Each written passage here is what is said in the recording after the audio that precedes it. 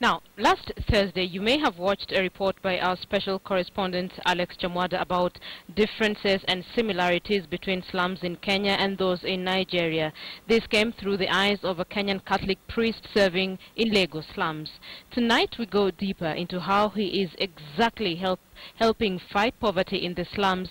And remember, this feature is courtesy of the CHAMWADA Report, a weekly current affairs show that airs on KTN News every Thursday from 8 p.m. Father Emmanuel Likoko, born and brought up in Kitale in Kenya, is a household name in Amukoko slums in Lagos City. He heads a Catholic parish that is in the middle of the slums. He has seen it all in Nigeria, as he had served in the northern part of the country that is home to the dreaded Boko Haram terror group before being transferred to Lagos City. Our training is meant to prepare us for difficulties. You know, we are trained as missionary priests. And even in my training, I worked in the refugee camp in Uganda. Mentally, you have been prepared to some extent, but again, it boils down to the person. So, religiously, by training, we are prepared for it. Father Emmanuel says, in the slums here, the girl child is vulnerable. Chances of making it in life are slim for them. And this was one of the key areas that needed attention.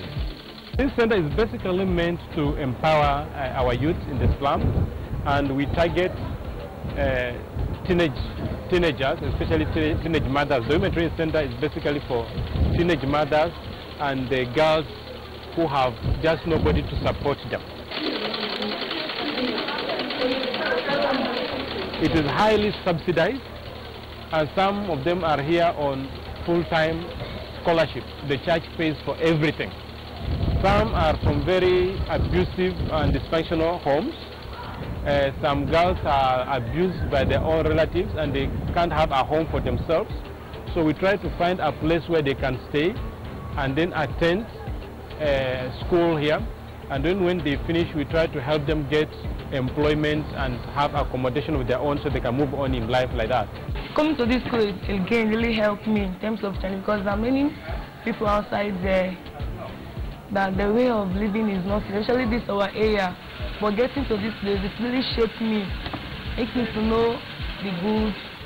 One, I would say teenage pregnancy, and you see again at the age of 18, 16, 13, getting pregnant. Especially this our area, common. But once anybody step on this, in this school, the person will surely change.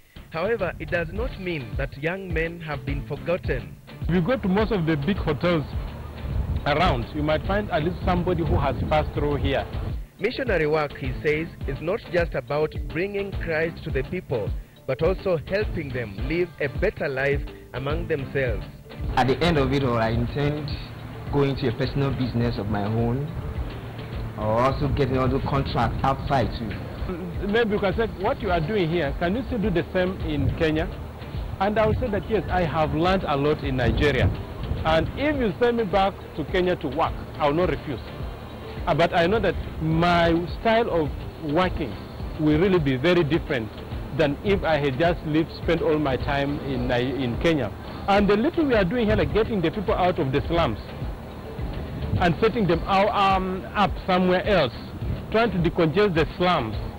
I think the pastors in Kenya should do the same. We should not just be whining that, oh, the government is not doing anything and all that. But the slums are getting full and full of the people. We want our churches to be full of these same people, but I would prefer to have an empty church without an empty slum than to have a full church with a slum full of people with problems.